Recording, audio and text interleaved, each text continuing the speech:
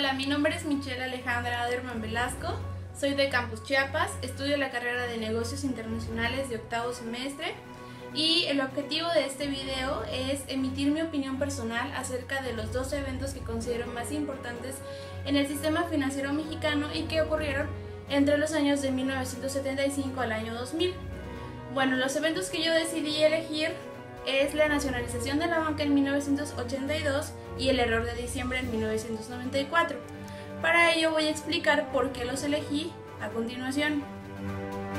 La nacionalización de la banca en 1982 como decreto presidencial al término del sexenio de José López Portillo fue un hecho de completa relevancia que tuvo efectos colaterales para el sistema financiero mexicano en sus años posteriores. Son diversas las causas que anteceden la nacionalización de la banca.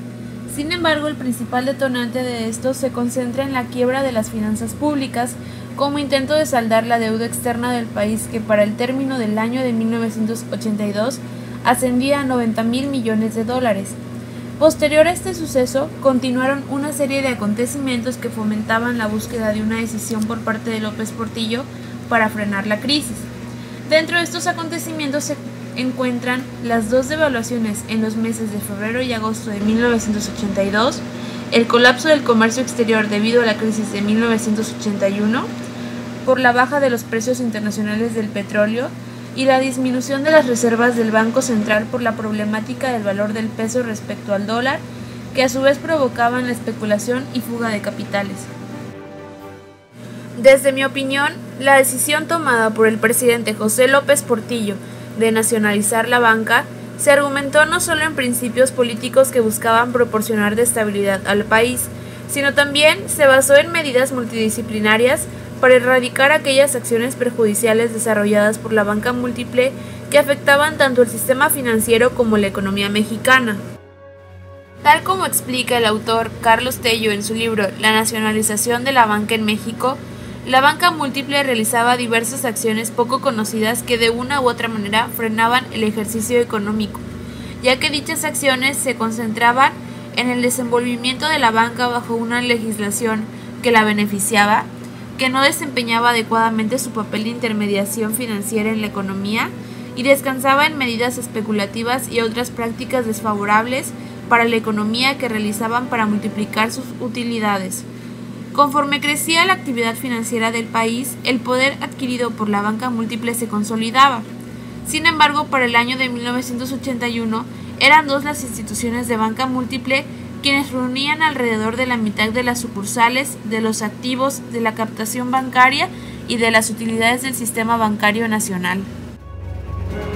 La nacionalización de la banca fue claramente una estrategia discursiva apegada al enaltecimiento del sentimiento nacionalista para justificar la decisión desesperada de López Portillo para detener los efectos de la crisis económica. Personalmente opino que esta medida perseguía verazmente la retención de los capitales nacionales y de esta manera financiar el gasto público, y que con el paso de los diversos acontecimientos que deterioraban las finanzas mexicanas contribuían a la limitación de opciones y al fortalecimiento de los argumentos para nacionalizar la banca. Esta decisión es sumamente relevante en la evolución del sistema financiero mexicano, ya que sus efectos se experimentaron en los sexenios posteriores, tal y como sucedió en el sexenio de Miguel de la Madrid, en donde se solicitó la aprobación del pago de bonos de indemnización bancaria por un monto de 1.200 millones de dólares para los banqueros afectados. En el error de diciembre de 1994-1995, México experimentó una de las crisis económicas más severas de todo el siglo XX. En diciembre de 1994, el entonces presidente electo Ernesto Zedillo Ponce de León, quien apenas se encontraba experimentando su ascenso como mandatario del país, se vio en la necesidad de devaluar el peso mexicano, haciendo que la caída del valor internacional del mismo superara el 110% hasta finales de 1995. El error de diciembre, denominado así por el expresidente Carlos Salinas de Gortari, lo considero como uno de los eventos de mayor relevancia durante la evolución del sistema financiero mexicano, debido a su magnitud originada por diversas causas, dentro de las cuales sobresalen el incremento del endeudamiento externo privado a 51,000 millones de dólares para noviembre de 1994, el creciente déficit en la cuenta corriente, ya que por varios años las importaciones habían sido mucho mayores que las exportaciones, el debilitamiento de las reservas internacionales de México, que se componían de flujos de capital invertidos en instrumentos financieros líquidos a corto plazo, y el aumento del ahorro externo provocado por el gran déficit de cuenta corriente y la volatilidad de los flujos de capital. Este hecho histórico fue inolvidable para los mexicanos, ya que lo que pretendía el presidente Zedillo con la devaluación del peso era reducir la cantidad de bienes y servicios importados al hacerlo más costosos e incrementar las exportaciones de productos mexicanos al hacerlos atractivos para el mercado internacional por su bajo costo. Los efectos de la devaluación fueron resentidos por la economía nacional al afectar directamente el precio de la moneda, que no tenía valor alguno ante el precio de las importaciones, lo que a su vez inevitablemente ocasionó una desmedida alza inflacionaria que afectaba directamente a la población mexicana. La devaluación del peso mexicano en 1994 tuvo entre sus efectos más dolorosos un ajuste en las tasas de interés que se incrementaron en más de 80%, provocando que varias empresas y hogares se declararan en bancarrota al no ser capaces de solventar sus pasivos. Para concluir, es necesario expresar que el error de diciembre ha sido considerado como una de las peores crisis económicas experimentadas por el sistema financiero mexicano,